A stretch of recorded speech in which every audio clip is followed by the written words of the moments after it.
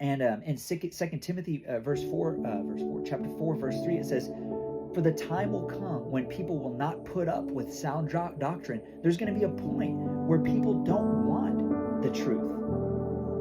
They desire the desires of the flesh over it. And it says, instead of sound doctrine, it says, to suit their own desires, they will gather around them a great number of teachers to say what their itching ears want to hear.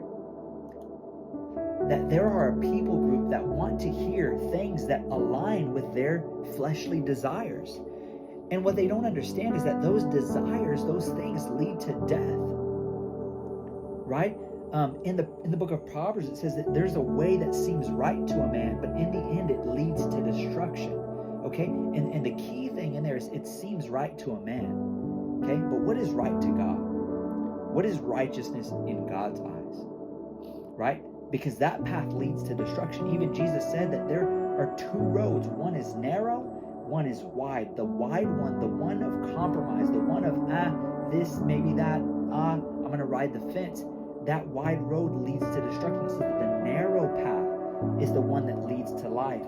And it says that few find it. Why? Not many are willing to be crucified with Christ. People want to continue in those desires. And the thing is we have a throne on our heart, and it has desires.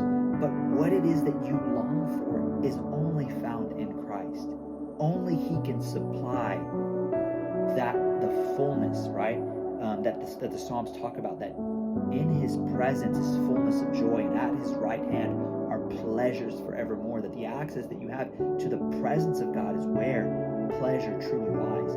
Even the book of Ecclesiastes says that all of these things under the sun, anything that you could possibly do here on the earth that's carnal, that's inhumanity, it's all the chasing after the wind. It has no substance. There's nothing eternal in those things. That what you long for is only found